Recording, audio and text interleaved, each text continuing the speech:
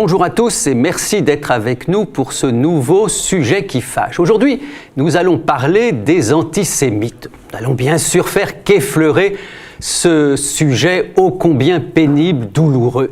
Pendant des siècles, les antisémites ne se sont pas cachés d'être ce qu'ils sont. Ils le proclamaient, ils l'affichaient en quelque sorte avec fierté. Un ignoble personnage, Xavier Vallat, qui fut commissaire général aux questions juives, s'est rendu notamment célèbre pour avoir en pleine occupation apostrophé un dignitaire nazi en lui disant « Je suis un plus vieil antisémite que vous ». À l'époque, on avait des quartiers d'antisémitisme comme on avait des quartiers de noblesse. Évidemment, depuis la Shoah, depuis la Seconde Guerre mondiale, les antisémites se sont faits, je ne vais pas dire plus discrets, mais en tout cas plus malins. Ils se dissimulent, ils se cachent derrière d'autres signifiants dont nous allons parler justement. C'est la première conséquence. La seconde, c'est que du coup, beaucoup de gens, lorsqu'ils ne sont pas d'accord avec quelqu'un, lorsqu'ils ont des adversaires, peuvent assez facilement les accuser, ces adversaires, d'être des antisémites. Et si l'adversaire proteste en disant « je ne le suis pas », on dit « c'est bien la preuve que vous l'êtes », puisque aujourd'hui, les antisémites, par définition, disent toujours qu'ils ne le sont pas. Bonjour Pascal Boniface. Bonjour Gérard Miller. Je suis ravi de vous accueillir aux médias. Vous êtes enseignant, chercheur. C'est la première fois que nous nous rencontrons. Je ne vous connaissais, si j'ose dire, que de réputation, que de mauvaise réputation. Puisque depuis près de 20 ans, un certain nombre de gens, ils sont d'ailleurs assez nombreux, disent de vous « il est antisémite ». Seulement, je suis tombé un jour sur votre dernier livre, Antisémite, le titre est évidemment un peu provocateur, publié chez Max Milo, et comme je ne brûle pas les livres et pas davantage leurs auteurs, je l'ai lu en entier et je dois dire que j'ai été absolument passionné par votre histoire. Et pour l'expliquer à ceux qui ne la connaissent pas nécessairement, disons que tout commence en 2001 par une note interne au Parti socialiste où vous êtes. Qu'est-ce que c'est que cette note ? Alors, il y a eu un petit groupe de travail qui a été formé au sein du Parti socialiste après l'échec du processus d'Oslo. On a vu que Camp David ne mènerait pas à la paix et certains avaient demandé que l'on réfléchisse en commun sur l'attitude du PS par rapport au conflit israélo-palestinien. Moi, je ne suis pas du tout un spécialiste de la région, je suis plutôt un généraliste des questions internationales, mais on m'avait justement demandé d'y prendre place pour avoir une vision généraliste. Et puis, je faisais un peu une comparaison, justement, comme le font les généralistes avec d'autres conflits. Comment se fait-il que sur le conflit du Kosovo, par exemple, on a telle attitude et pas la même attitude sur le conflit israélo-palestinien? Comment se fait-il que l'on proteste contre l'occupation du Kosovo par la Serbie, alors que, juridiquement, tout le monde reconnaît que c'est un territoire qui appartient à la Yougoslavie, et que on ne dise rien sur ce qui se passe en Palestine alors que personne ne reconnaît juridiquement que ça appartient à Israël. Et donc j'ai commencé à réfléchir à cela et puis j'ai fait cette note en disant que dans tout autre conflit, on n'adopterait pas la même position. On serait plutôt du côté de l'occupé, pas du côté de l'occupant. Et je me suis heurté à quelques finalement résistances et donc j'ai fait cette note en disant que c'était à la fois moralement injustifiable mais politiquement également tout à fait condamnable parce que finalement on nous mettait toujours le reproche, pourquoi vous dites de gauche et que vous acceptez l'occupation d'un peuple par un autre. Et à chaque fois on disait il faut surtout pas en parler pour les questions électorales. Je vois bien que c'est là où le bas pourrait blesser. C'est qu'à un moment donné, vous évoquez le fait, et c'est d'ailleurs présent dans votre titre, dans le titre de cette note, qu'il y a un problème électoral. C'est-à-dire que vous évoquez la question de... On va mettre tous les guillemets qu'on veut, l'électorat juif par rapport à l'électorat musulman. Ce qui ne veut pas dire grand-chose, puisque je ne pense pas personnellement voter exactement comme le président actuel du CRIF. Mais vous évoquez quand même le fait que la gauche devrait un peu plus se préoccuper de l'électorat, on va dire, sensible à la cause palestinienne, voire l'électorat musulman. Et on vous a dit, alors voilà, comme les musulmans sont plus nombreux que les juifs, vous dites au PS, tournez-vous vers les musulmans. Oui, effectivement, c'est l'accroche pour me mettre en condamnation. Parce que ce passage-là, c'était pour répondre à ce qu'on disait toujours. Parce qu'en fait, l'idée du vote juif, c'était n'en parler jamais, y penser toujours. Personne ne l'évoquait publiquement, mais c'était présent. Enfin, Moscovici avait dit, il y a un vote juif, il y a les élections à Paris, attention, etc. Et dans les conversations privées, tout le monde disait, oui, bien sûr, le Proche-Orient, c'est un conflit différent, mais tu comprends, il y a le vote juif. Et donc, c'est un argument qui était sans cesse renvoyé, de façon un peu, disons, disons, informelle à ceux qui voulaient que le PS arrête de renvoyer dos à dos Palestiniens et Israéliens en disant que une force armée et un peuple occupé ne peuvent pas être envoyés dos à dos. Et à chaque fois, ce sont des raisons électorales qui disaient mais tu comprends, c'est une question sensible à la fois par rapport à l'histoire du PS, par rapport à la sociologie du PS et par rapport au corps électoral. Donc c'était pour contrer ces arguments que j'avais employé ce contre-argument. Et ce qui est l'ironie de l'histoire, c'est que les mêmes qui mettaient en avant sans cesse de façon masquée le vote juif ont été les premiers, bien sûr, à me tomber dessus en disant que je privilégiais un vote musulman. Alors, cette émission, précisons-le, est enregistrée. Elle est enregistrée au lendemain d'un véritable massacre qui a eu lieu au Proche-Orient, entre Israël et la Palestine. On évoque plus de 50 morts tués par des snipers, plusieurs centaines de blessés. Et j'ai relu la note, puisqu'elle est publiée, cette fameuse note, à la fin. C'est une petite note, hein, c'est 3 pages. Et je l'ai relu, je vais vous dire 3 fois, parce que je me suis dit, mais à quel moment est-ce que je suis, moi, personnellement, en désaccord avec ce que vous dites ? Fondamentalement, ce texte dit une chose qui me semble incontestable, c'est-à-dire qu'on peut être, comme je le suis, à 100% pour l'existence d'Israël, dans des frontières sûres, et je pense que vous nous le direz, vous l'êtes également, bien sûr. Et on peut être aussi, ce qui est mon cas, j'oserais dire depuis que je suis un tout jeune homme, à 100% pour un État palestinien. Moi, j'ai fait partie, à 17 ans, des comités Palestine, tout en étant favorable, évidemment, à l'existence d'Israël. Et dans ce texte, vous mettez en évidence le fait que être contre le gouvernement israélien, à l'époque c'est Sharon, est-ce qu'on peut dire que ça n'est pas tellement mieux que ce que nous avons aujourd'hui avec Netanyahou, qu'on peut être contre le gouvernement israélien, à 100% même, sans pour autant souhaiter le moins du monde la destruction d'Israël, et encore moins être antisémite. Donc qu'est-ce qui fait, à l'époque, que le Parti socialiste réagisse si mal ? C'est particulier. Est-ce qu'on dit que la France insoumise, vu qu'elle est en désaccord avec Macron, est contre la France ? Personne n'oserait dire une telle bêtise et une telle énormité. Mais si vous êtes contre Sharon ou contre Netanyahou, on vous dit que vous n'êtes pas opposé à un gouvernement, mais opposé à l'État qu'il gouverne, voire même que vous êtes motivé par la haine du peuple qui l'habite. Donc c'est effectivement complètement incongru par rapport à toute autre critique. Et pourquoi ? Parce que c'est finalement, comme vous l'avez vous-même dit dans votre préface d'introduction de cette émission, on ne peut plus, fort heureusement, se revendiquer antisémite. Et donc l'accusation antisémitisme est l'accusation la plus lourde.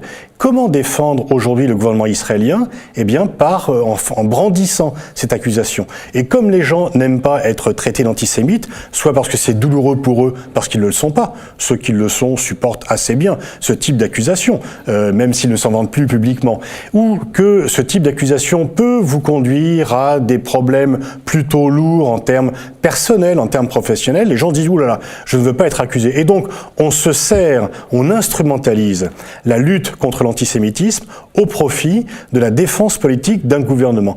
Et donc, là, on le voit très bien encore jouer avec l'actualité. Je veux dire, quand vous avez des militaires qui tirent sur des civils désarmés que l'on proclame qu'ils sont terroristes, eh bien, normalement, quand même, la tempête de protestation dans le paysage politique, médiatique, aurait dû être un peu plus importante qu'elle l'est. Il y a des protestations, mais elles ne sont pas à la hauteur des enjeux. Parce qu'en fait, beaucoup de gens se disent « Ouh là là, c'est trop compliqué, c'est trop dangereux. Si je critique l'armée israélienne, on va dire que je suis antisémite, je ne suis pas prêt à supporter cette critique-là. » Alors, ce qui évidemment a fait polémique, pour l'instant restons en 2001, au départ et d'abord chez les socialistes, c'est que vous sembliez peut-être penser que le Parti socialiste était, qu'est-ce qu'on va dire, trop pro-israélien et pas assez pro-palestinien. Est-ce qu'il y avait cette idée finalement d'un Parti socialiste ? Je ne présenterai pas les choses comme ça parce que je pense que l'idée pro-israélien, pro-palestinien est biaisée. Le Parti socialiste n'était pas assez pro-droit international. En fait, le PS était à l'époque en retrait par rapport à ce qu'avait fait Mitterrand à son époque.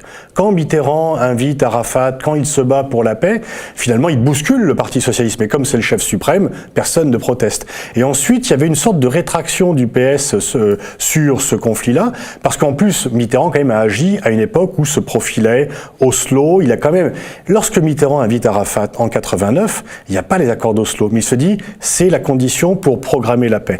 Ensuite, les accords d'Oslo périssent, c'est l'échec de Camp David, c'est bientôt le 11 septembre, postérieur à ces événements, mais dans le même temps. Et donc, effectivement, le PS était revenu à une position où il se disait, non pas qu'il était une fois encore, c'est pas pro-israélien, pro-palestinien, parce qu'on va être pour les deux, pour l'existence des deux États, mais disons que par rapport à ce qui se passait sur le terrain, par rapport à la reprise de l'intifada, par rapport à la répression que Sharon menait, il était bien plus timide que la répression qu'avait menée Milosevic dans les années 90. Et donc, c'est ce deux poids, deux mesures qui m'avait très franchement choqué. Alors, ce qui me frappe beaucoup en lisant votre livre, et notamment cette note qui est publiée à la fin, c'est que ce que vous dites dans la dite note n'est pas très différent, par exemple, de ce que disaient et de ce que disent encore les communistes, par exemple, en France, ou toute une partie de gens qui se situent à gauche, et pas forcément d'ailleurs à l'extrême gauche. Qu'est-ce qui fait que c'est sur vous, précisément, que cette curieuse détestation s'est fixée? Je me suis très longtemps posé cette question parce que ça me turlupine quand même pas mal, effectivement. En fait, je crois que j'étais le mauvais type, au mauvais moment, au mauvais endroit. Il y a eu une sorte de mauvais concours de circonstances, et c'est d'ailleurs un jour Elie Barnavi, qui était l'un des premiers à me sonner la charge contre moi quand il était ambassadeur d'Israël. Maintenant qu'il n'est plus ambassadeur d'Israël, il a des propos sur le gouvernement israélien qui sont bien plus critiques que ceux que je n'ai jamais tenus sur le gouvernement israélien. Et Elie Barnavi dit, en fait, vous n'avez pas eu de chance, quoi. Parce que c'était peu avant le 11 septembre, mais la polémique est née après le 11 septembre, bien après ma note. Jospin, qui était considéré comme le plus pro-israélien des dirigeants socialistes, avait été un peu ébranlé par cette en disant oui, il y a quelque chose qui cloche. Le PS était à l'époque, la droite était moins pro-israélienne qu'elle ne l'est aujourd'hui. Et donc le PS était quand même le soutien fort dans le paysage politique du gouvernement israélien. Et puis on commençait à voir que la paix s'éloignait et que du coup il fallait, comme dans tout conflit, prendre parti pour ou contre. Et donc moi qui alertais sur les principes universels, les principes généraux, j'étais devenu le témoin gênant. Et puis il y a aussi un peu quelque part, on fait un exemple, on flingue un mec, comme ça les autres bougeront pas après. Je me posais la même question que vous, même si ça ne me touchait pas, évidemment, comme ça a dû vous toucher. Pourquoi vous? Et c'est vrai que je pense qu'il y a, dans ce que vous dites, il y a quelque chose de juste, c'est-à-dire qu'on cherchait quelqu'un pour faire un exemple, et on vous a choisi, vous, avec l'idée que du coup, ça allait faire régner le silence tout autour. Restons sur 2001, et après on va voir la suite des événements.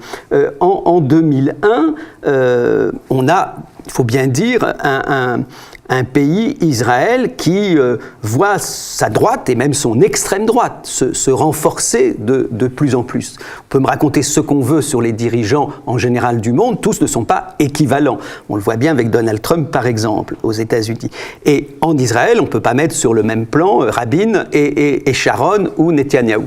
Qu'est-ce qui fait finalement que Israël, qui a quand même longtemps été incarné aussi par des gens absolument estimables, ou en tout cas qui avaient, on peut dire ça simplement, la volonté de faire la paix avec leurs voisins, qu'est-ce qui fait que finalement on considère que peu importe qui dirige Israël, du moment que c'est Israël, c'est validé?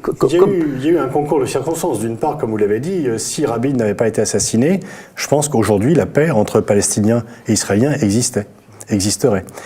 Il faut quand même se rappeler que Léa Rabin a toujours refusé de serrer la main de Sharon Netanyahou, parce qu'elle les rendait responsables moralement de l'assassinat de son mari.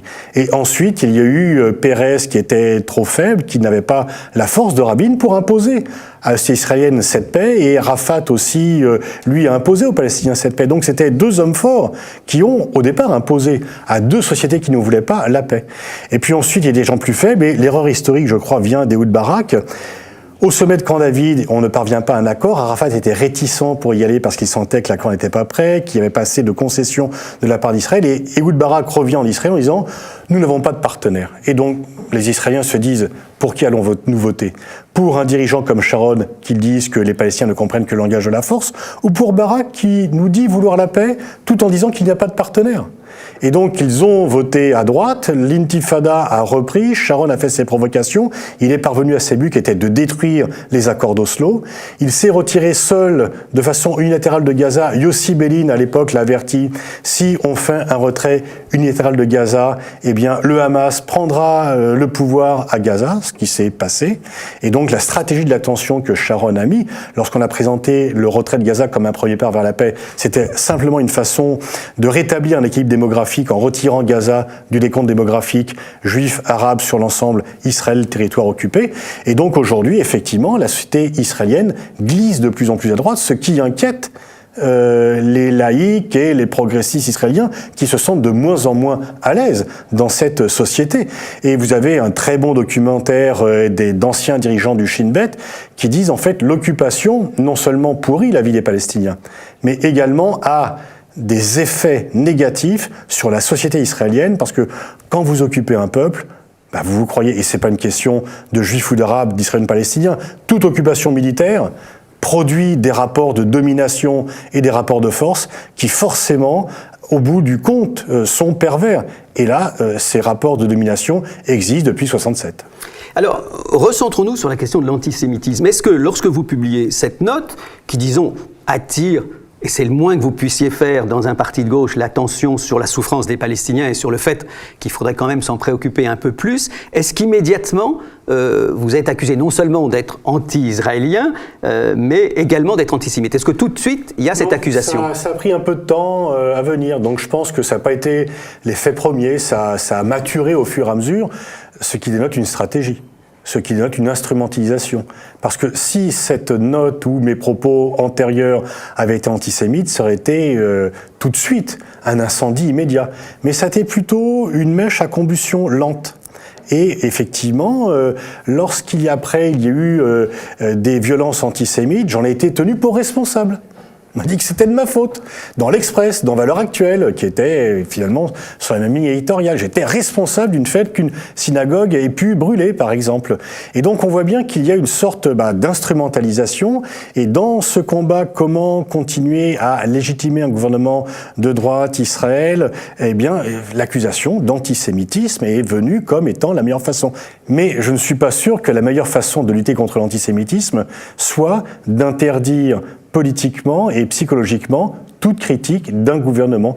Parce qu'un peuple, c'est un peuple, un gouvernement, c'est un gouvernement, et le peuple n'est pas forcément responsable du comportement de son gouvernement. Alors, vous savez bien qu'il y a derrière tout ça un problème, c'est que tout ce que nous venons de dire, qui je crois est plutôt inspiré par l'humanisme que par un sentiment d'une quelconque haine ou agressivité, tout ce que nous venons de dire, des antisémites qui tomberaient sur notre émission pour dire « Ah ben je suis bien d'accord avec tout ce qui a été dit » et profiteraient finalement de notre critique que je considère légitime du gouvernement d'extrême droite israélien ou de la façon dont on traite les Palestiniens, profiteraient de ça pour faire passer leur camelote antisémite. Non, je ne vois pas si quelqu'un me dit tout ça, et souvent je suis confronté à ça quand je fais des conférences, qu'on me dit « Ah oui, c'est les juifs qui tiennent les médias » ou « les juifs, ça ». Je dis « Mais non, ne confondez pas ça ». Et parce que souvent on utilise le terme sioniste pour parler des Israéliens, ce qui sont deux choses différentes. Il y a des sionistes qui sont de gauche, il y a des sionistes. Sioniste ne veut pas dire partisans de l'occupation et partisans de la répression. Abraham Burke est un parfait sioniste, il se bat depuis longtemps pour la fin de l'occupation, et je pourrais multiplier les exemples. Donc il ne faut pas non plus céder à cet autre chantage, qui est de dire, si on critique Israël, on prête le flanc, ou on nourrit, on prépare le terrain aux véritables antisémites. Qu'il y ait des antisémites qui se cachent derrière la critique du gouvernement israélien, certainement, bien sûr, mais il faut les combattre justement, et là, moi, je connais assez bien le tissu des organisations dites pro-palestiniennes. Elles sont franchement intraitables avec l'antisémitisme. L'association France-Palestine Solidarité est intraitable avec l'antisémitisme. Alors qu'on entend parfois dans les manifestations de soutien à Israël ou sur les réseaux sociaux des propos qui sont franchement parfois racistes, anti-arabes. On parle du fait que les musulmans seraient antisémites, alors qu'il puisse y avoir des musulmans antisémites, bien sûr. Mais dire que le nouvel antisémitisme, donc né en 2001, s'explique par le texte du Coran qui date d'il y a 15 siècles, c'est quand même une connerie sans nom qu'on puisse dire que le Coran explique un nouvel antisémitisme qui serait né il y a une vingtaine d'années. Et quand je vois certains commentaires sur les réseaux sociaux de haine anti-arabe, de certains partisans inconditionnels d'Israël, je m'inquiète. Mais évidemment, jamais je dirais que tous ceux qui soutiennent Israël sont des racistes anti-arabes. Donc il faut aussi raison garder dans les deux cas. Et l'un des problèmes actuels de nos sociétés, c'est ce deux poids deux mesures dans la lutte contre les racismes. Je vois mutatis mutandis, puisque la situation en France est quand même différentes et on pourrait dire moins graves. Je vois lors de la dernière marche blanche qui a eu lieu à la mémoire de Madame Knoll, assassinée comme on le sait, j'ai vu, de mes yeux vus, ce que je n'avais jamais vu jusque-là. J'ai vu le groupe d'extrême droite qui s'appelle la Ligue de défense juive tenir des propos insensés, parce que vous évoquez les propos anti-arabes, je ne vais pas les reprendre tellement ils étaient horribles à l'égard d'un certain nombre de députés de la France insoumise, de propos homophobes, qu'il criait en slogan, et ce petit groupe-là qui est ensuite allé protéger Marine Le Pen, c'est-à-dire qu'on voit bien les accointances d'extrême droite, ce petit groupe-là avait quand même un objectif, c'est de fractionner le mouvement de lutte contre l'antisémitisme, puisque cette manifestation devait être une manifestation unitaire. Et on voit bien avec cela, c'est que finalement la protection du gouvernement israélien est devenue plus importante que la lutte contre l'antisémitisme, parce que personne ne peut accuser Jean-Luc Mélenchon, Clémentine Autain, qui ont été directement, physiquement pris à partie au cours de cette manifestation, d'avoir jamais eu de leur vie le moindre propos antisémite. Et une manifestation pour la lutte contre l'antisémitisme, ils sont interdits de séjour. Pourquoi ? Parce qu'ils ont critiqué le gouvernement israélien. Mais je dis souvent aux responsables des institutions juives, dans la lutte contre l'antisémitisme, je suis votre allié. Dans la critique du gouvernement israélien, je suis votre adversaire. Mais qu'est-ce que vous préférez finalement ? Ben oui, vous avez fait un choix. Finalement, c'est que la lutte contre l'antisémitisme est moins importante à vos yeux que la protection du gouvernement israélien. Vous vous êtes expliqué 10 fois, 100 fois, dans des articles, dans des conférences, dans des interviews. Qu'est-ce qui fait que cette accusation d'antisémitisme, jusqu'à aujourd'hui, vous n'arrivez pas à la décrocher ? Comment ça se fait que c'est toujours présent ? Vous m'aviez vous-même dit au début de l'entretien que je chantais un peu le soufre et que si on ne me connaît pas, beaucoup de gens ne me connaissent pas, m'ont pas lu, mais ont entendu parler de moi. Et parfois de façon extrêmement négative. Il y a une peine incompressible en France qui doit être de 20 ou 22 ans. Moi, je suis condamné à vie. Toute ma vie, je serai considéré par certains comme antisémite parce que tant que le conflit là-bas ne sera pas réglé, on aura besoin de fabriquer des antisémites pour protéger le gouvernement israélien. Je crois qu'il y a beaucoup de gens, en fait, qui préféraient que je le sois, qui cherchent la petite bête en permanence et qui sont déçus que je n'ai jamais fait de déclaration antisémite. Alors, ils s'en foutent, ils continuent quand même. Mais en fait, le fait que je ne sois pas antisémite déçoit beaucoup de personnes qui adoraient faire cela. Alors, les gens d'extrême droite me détestent, c'est normal. Mais en fait, ceux aussi qui ne m'aiment pas beaucoup, c'est les gens qui se disent de gauche et qui sont pro-israéliens de façon inconditionnelle. Parce que pour eux, les mettre en face de leurs contradictions, leur dire, mais attends, c'est normal que tu soutiennes, un gouvernement d'extrême droite, un gouvernement qui réprime, qui occupe un autre, c'est gênant quand vous êtes au PS, qu'on vous dise ça. Et donc, si vous ne pouvez pas vous expliquer, la solution de facilité est de dire, attends, tu m'emmerdes pas, t'es antisémite. Et là, effectivement, on clôt le débat. Est-ce que vous pensez que votre livre, qui est minutieux, détaillé, qui reprend point par point toutes les étapes, qui montre à chaque fois comment vous avez tenté de répondre, qui montre qu'effectivement, il n'y a pas une phrase qu'on peut qualifier d'antisémite, pas une. En tout cas, je voudrais bien que des gens qui nous regardent nous envoient les phrases en question. Est-ce que vous pensez que du coup, c'est un sujet, l'antisémitisme, la défense ou la critique du gouvernement israélien, et je suis vraiment pour qu'on arrête de dire pro-israélien ou pro-palestinien. Moi, je suis pro-anglais, pro-américain, pro-israélien et pro-palestinien. Est-ce que vous avez l'impression que dans ce débat, du coup, ad aeternum, on est condamné à ce que les arguments, la raison, ne puissent pas avoir leur place? Je crains un peu. Alors il y a un cercle il y a des gens qui m'ont écrit en disant « Ah, je ne savais pas tout ça, effectivement, j'ai mal jugé, je vais trop vite, effectivement ». En même temps, ce livre, j'ai eu aucune matinale de radio, aucun quotidien central, à part l'Humanité, n'en a parlé. Les grands hebdos n'en ont pas parlé. Et beaucoup de journalistes m'ont dit « Oui, c'est intéressant, mais je veux pas avoir d'emmerde, je vais pas parler de ton bouquin ». Donc y compris des gens avec qui j'ai bonne relation. Et d'autres l'ont fait. Donc on voit quand même que c'est un sujet qui est tabou, qui sent le soufre. Et je ne crois pas que ce soit une bonne chose, parce que c'est justement ça qui alimente l'antisémitisme. Le fait que le sujet soit tellement sensible qu'on ne puisse pas en parler de façon tout à fait libre, ouverte, et qu'on ne puisse en parler qu'en termes d'injonction, comme cette pétition dans le Parisien, etc. Je crois que ça alimente, il y a des pompiers pyromanes qui alimentent un feu qui leur permet ensuite de se présenter comme étant des pompiers. Il y a une question que je ne peux pas ne pas vous poser. Vous et moi, on est, je pense, d'accord pour condamner le flingage d'un certain nombre de civils palestiniens, pour condamner la brutalité qui tombe sur ce malheureux peuple depuis si longtemps. Et je me demande si vous condamnez aussi fermement que moi, sans la moindre nuance, un certain type d'attentats qui sont commis par des Palestiniens, des bombes dans des bus, des assassinats. Je dis ça parce que lorsqu'on lit votre livre, comme vous évoquez qu'on ne peut pas mettre sur le même plan l'occupant et l'occupé, on pourrait vous demander si toute violence de l'occupé est légitime. D'une part, le terrorisme est un échec politique, ne parvient pas à ses fins. Et donc, effectivement, dans d'autres écrits que cela, j'ai sans cesse condamné. Le Hamas a pris sa part dans le fait que le processus de paix d'Oslo déraille. Parce que le Hamas, c'était finalement, je dirais pas qu'il y a un programme commun, mais ceux qui s'opposent au processus d'Oslo se sont retrouvés. Le Hamas faisait des attentats pour faire dérailler le processus d'Oslo. Parce qu'effectivement, comme on était une bombe dans un bus, ça tue des innocents, ça tue des gens qui peut-être certains étaient pour la paix, et puis même si d'autres étaient pas pour la paix, ce n'est pas une raison de faire du terrorisme. Et donc le terrorisme, non seulement est un échec politique, et par ailleurs est moralement condamnable, parce qu'on ne tue pas des innocents au nom d'une idée. On peut se battre avec des mots, avec des combats politiques, mais le terrorisme doit être condamné. Et le constat peut-être, c'est que le terrorisme c'est l'arme des faibles, mais c'est pas pour autant qu'il doit être défendu. Et je pense à la fois qu'il faut parler avec le Hamas, parce qu'il représente une partie des Palestiniens et qu'on ne peut pas nier la réalité, mais que les attentats du Hamas ont été une erreur stratégique, ou en tous les cas ont porté un coup important, parce que si le camp de la paix en Israël, qui était très fort dans les années 90, a quasiment disparu, le Hamas a sa lourde part de responsabilité.